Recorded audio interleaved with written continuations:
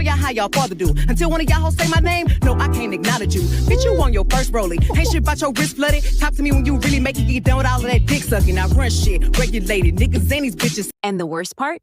These idols could have fought for more. If they were truly dedicated to the path of being lyricists, they would have demanded to write their own verses. They would have pushed back against companies watering them down. But instead, they leaned into the victim mentality. Oh, the company didn't let me write. Let's be real. If you really wanted it, you would have fought for it. That's what real rappers did. Tupac, Biggie, Nipsey, Lauryn Hill, Nicki. They fought against labels, against industries that tried to silence them. And yet in K-pop, you have people with global platforms, massive fan bases, and still, they act like they're powerless to pick up a pen. That's not dedication to rap. That's convenience disguised as artistry. And this brings me straight to the K-pop system itself. Because let's be real, idols aren't just artists. They're products. From the moment they walk into those training rooms, their identity is stripped down and rebuilt according to what the company thinks will sell. You don't choose your position, your concept, or even your voice. The company chooses it for you. And rap, in this system, it isn't treated as an art form. It's treated as a marketing slot, a placeholder, something to balance out the group's image so they can tick every box. Main vocal, dancer, visual, rapper. Congratulations. Your personality has been decided. That's why so many K-pop rappers sound interchangeable. It's not about unique flow, wordplay, or storytelling. It's about how well they fit into the choreo, how photogenic they look while spitting 2 lines of English, and how cool the concept feels. It's about image, not voice. Authentic rappers become rappers through their lived experience.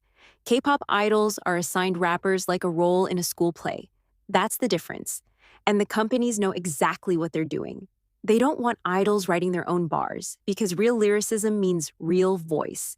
Real voice means saying uncomfortable truths. And uncomfortable truths don't sell. They want control, lyrics pre-approved, narratives pre-packaged, identities polished to perfection. A rapper who actually speaks their mind is a risk. And K-pop is a system that avoids risks at all costs. That's why idols hide behind, "The company didn't let me." Because that's exactly how the machine is designed. Take away your autonomy, then dress you up as an artist. But let's not sugarcoat it. The system is built on manufactured artistry. You train for years, not to create, but to perform whatever someone else wrote for you. You debut not as yourself, but as a brand. And the fandom eats it up because the illusion is shiny. They don't ask, did my idol write this verse? Did they live this story? They just scream over streams and charts. The K-pop system thrives on the fact that fans will mistake performance for authenticity. And here's where the hypocrisy hits. Rap was born as rebellion, but in K-pop, it's reduced to obedience. You don't spit bars that challenge the industry, you spit bars that serve the industry. That's why K-pop rappers will never face the same respect as true MCS. Because you cannot rebel while being owned by a corporation. You cannot speak truth while being told what to say. So when you look at K-pop rappers, don't just look at the idols, look at the system that molded them. A system that prioritizes image over authenticity, control over creativity, and profit over truth. That's why K-pop rap feels hollow compared to hip-hop, because it was never meant to be real. It was meant to be marketable, and here's where it gets ugly. The idols themselves lean into the system, because why wouldn't they? Why take the hard road of artistry when the easy road comes with guaranteed fame, money, and millions of fans ready to defend you no matter what? Why pick up a pen and risk writing something real when you can coast on ghostwriters and still chart higher than actual rappers who bleed for their craft? In K-pop, convenience is rewarded more than authenticity. Because the truth is, fans don't actually demand artistry, they demand content. Give them a catchy rap verse, a few Instagram posts, a cute behind the scenes, and they'll bulk buy 20 albums without asking a single question about who actually wrote the bars. Fans have been conditioned by the system to value output over authenticity, and idols know this. So they take the safe route. They stay comfortable. They let the company do the work, knowing the fandom will defend every choice with, "It's not their fault, the company controls them." Let's pause on that excuse. The company doesn't let them write. Do you realize how pathetic that sounds when you put it next to the history of rap? Real MCs fought in poverty against entire industries, governments, and social systems that wanted them silenced. But your idol, an international celebrity with millions of fans and global influence, can't fight their entertainment company? Please. The truth is, they don't want to. They don't want the responsibility that comes with artistry. They want the safety of convenience. And the fans? They'll defend it to the death, because standing has become more about loyalty than truth. And this is why K-pop rap feels like cosplay. It's not just the companies packaging it, it's the idols choosing the easy path and the fans enabling it. Everyone's complicit. The companies want marketable products, the idols want convenient success, and the fans want content they can hype. So where does artistry fit in? Nowhere. It's replaced by a never-ending cycle of concepts, comebacks, and viral moments. Meanwhile, in hip-hop, artistry is non-negotiable. You write or you don't count. You bleed or you don't belong. And that's why the gap between real rap and K-pop rap will never close. Because as long as fans keep defending idols who take the easy way out, K-pop rappers will never feel the need to fight for artistry. Why struggle for authenticity when the system already rewards convenience with Billboard records, brand deals, and screaming stadiums? That's the core problem. The K-pop system doesn't just strip rap of its authenticity. It creates a generation of artists who don't even want it, because they don't have to. Their fans will defend their bare minimum as genius. Their companies will package it as revolutionary. And they'll sit comfortably at the top of charts built on hype, not honesty. And let me make this crystal clear before people twist my words. I am not saying that only Black artists deserve to do hip-hop. Hip-hop has spread across the globe for a reason. Its influence is undeniable, and it became a universal language because the truth it carries, struggle, resistance, survival, pride, resonates with people everywhere. You don't have to be Black to love hip-hop. You don't have to be Black to practice hip-hop. But if you're not Black, and you choose to step into this culture, then you owe it respect. You owe it research. You owe it acknowledgement. Because hip-hop is not a toy. It is not a fashion accessory. It is not just swag. If you're a non-Black artist stepping into hip-hop, the bare minimum is to understand where it comes from and who built it. The bare minimum is to know that this culture wasn't gifted by labels. It was carved out by Black and Latino communities who had nothing and made something eternal. The bare minimum is to honor the fact that real lives were lost in the making of this art form. So no, I'm not saying K-pop idols or anyone else who isn't Black shouldn't rap. But I am saying if you can't even respect the history, if you can't even acknowledge the blood and struggle that made it possible for you to stand there in your glittery stage outfit, then you have no business cosplaying it. Because when you reduce hip-hop to just attitude or a vibe, you're not just being ignorant, you're being disrespectful to the very people who created the path you're walking on. Non-Black rappers who do it right, who educate themselves, who credit the culture, who put in the work, who write, they're welcomed. They're respected. Because hip-hop isn't about gatekeeping race, it's about gatekeeping respect. And that's the difference. And this is where I need to call out the fans too. Because half the time, it's not even just the idols. It's the fandoms defending mediocrity like their lives depend on it. Y'all act like basic respect for culture is optional if your fave looks cute while doing it. You hear an idol rap 3 lines in English, and suddenly you're screaming, "Genius rapper." Meanwhile, if anyone dares to point out the lack of lyricism, the lack of penmanship, the lack of respect, fans jump in with the same tired excuses. It's not their fault the company won't let them write. They're just doing what they're told. It's just K-pop, don't take it so seriously. Do you hear yourselves? If your idol has millions of fans worldwide, if they're topping Billboard charts, if they're being called the face of the new generation, then yes, we are going to take it seriously. You don't get to play pretend in a culture that people literally died to protect, then shrug it off like it's just harmless fun. So if your idol won't even raise their hand in a boardroom to say, "I want to write my own verse," then stop calling them a rapper. They're an employee with good stage presence, not an artist carrying on the legacy of hip-hop. And don't think I forgot this part, because I see this argument all the time. But my fave co-wrote the song. Oh, really? Then why, when you look at the lyric credits, do you see 6 or 7 names listed for a track that repeats the same 4 words over and over? Let's be honest. What exactly did your idol write? Did they craft entire verses from scratch? Or did they just suggest swapping one English word for another and get their name added to the credits as a courtesy? That's not lyricism. That's not the grind of a rapper sitting with a notebook, bleeding their truth line after line. That's marketing.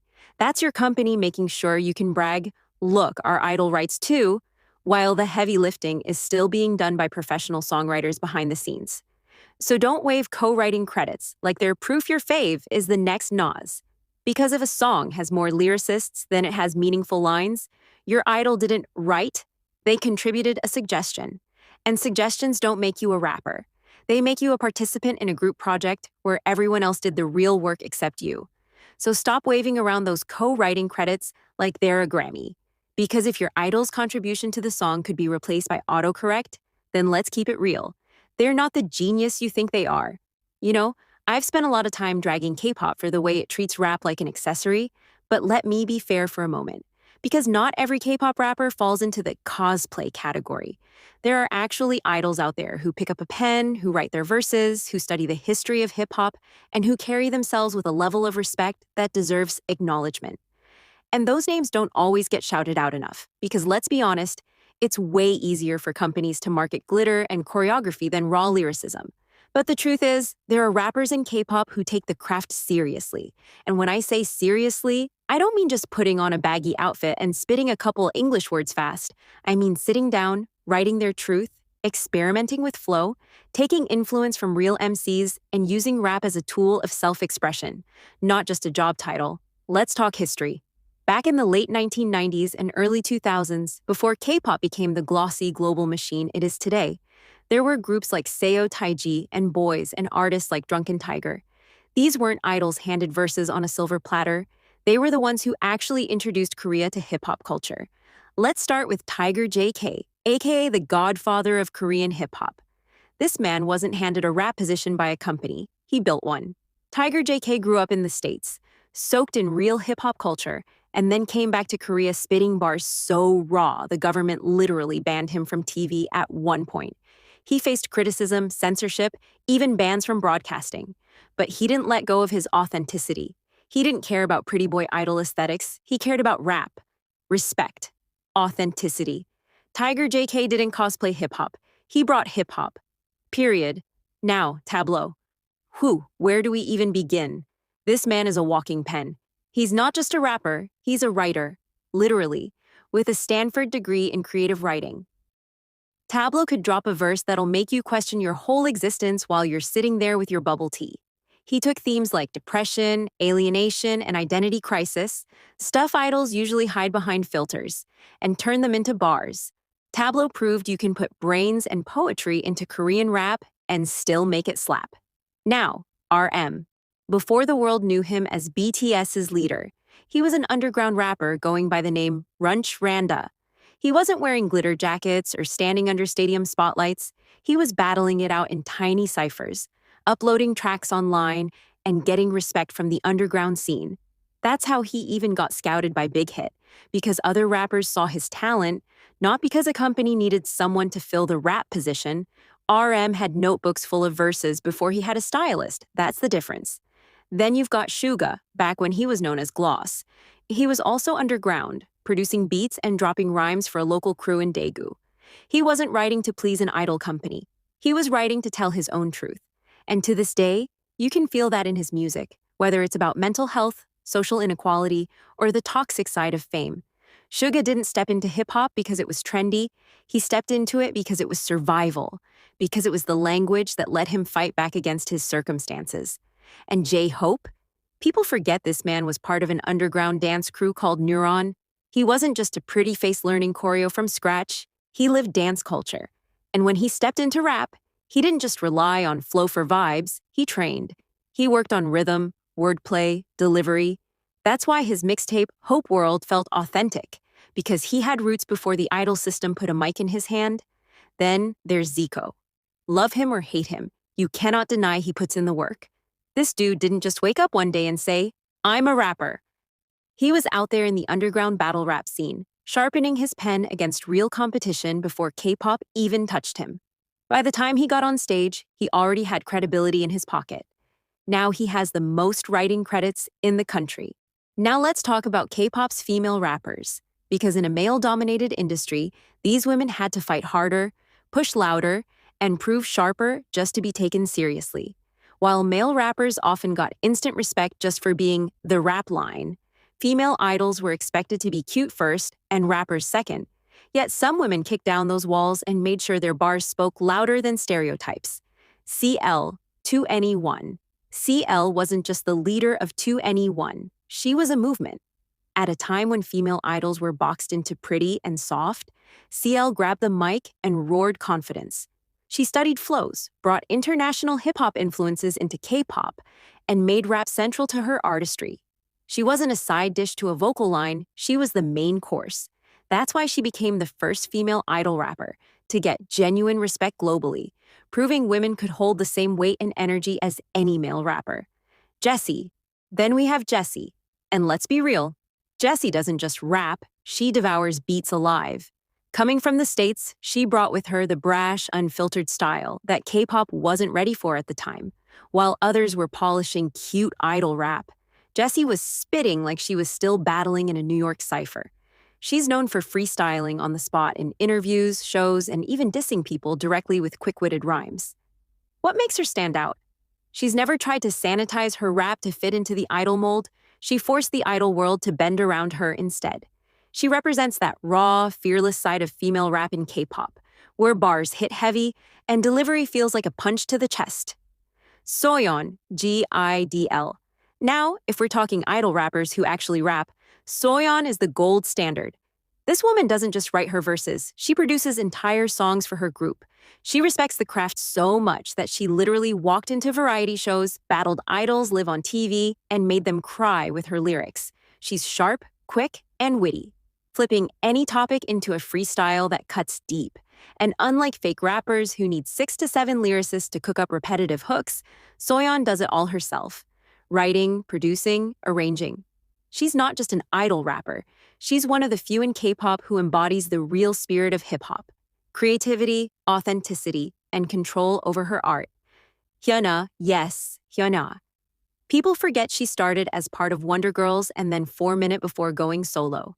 While she's known more for her bold performances, Hyuna's rap identity in 4 Minute was critical in bringing that strong girl, rebellious energy to K-pop's mainstream in second generation.